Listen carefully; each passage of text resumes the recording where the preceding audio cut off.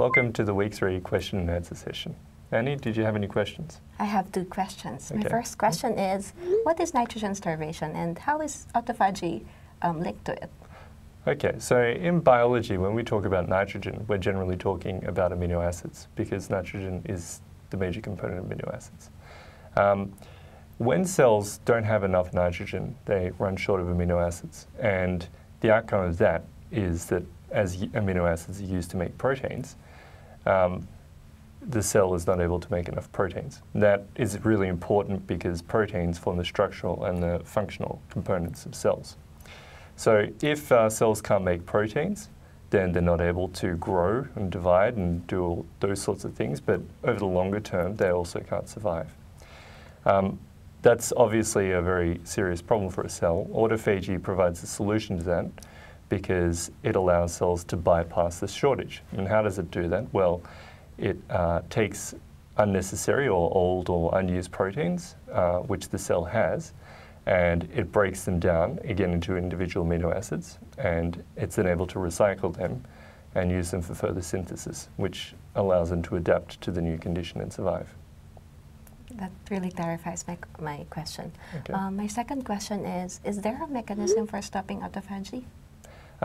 That's quite a complicated question, but there is.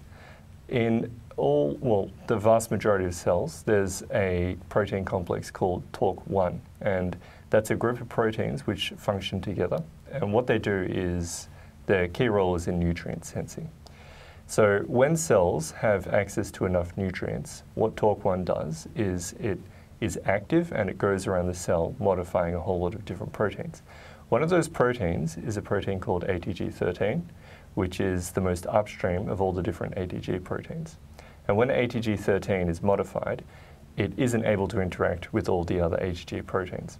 That means that autophagy can't start because that interaction is essential for the initiation of autophagy. However, when cells are starved for nutrients, what happens is TORC1 becomes inactive, and that results in the modification of ATG13 disappearing.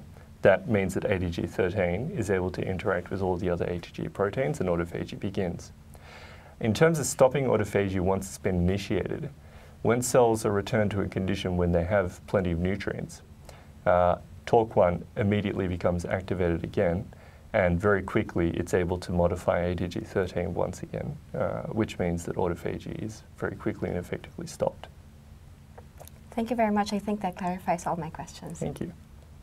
Hi, my name is Hua. I'm really interested in the course. I have 2 questions for you, Alex. The first one is, what's the difference between autophagy in plants, animals, and yeast? Okay, hi Hua. Thanks for the question.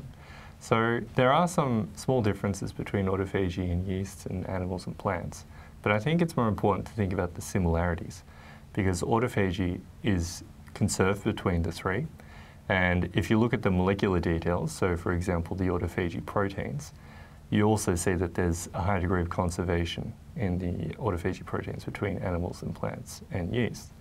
And this says a lot about the important role that autophagy plays in cells because over a very long period of evolutionary time, autophagy has been retained between these different types of organisms.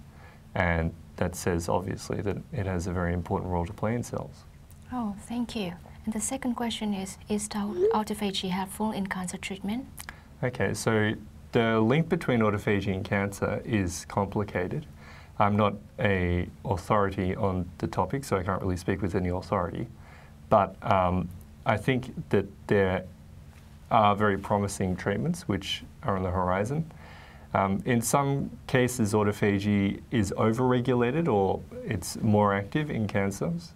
In other cases, it is defective in cancers. So there's a whole, it's very, very complicated situation.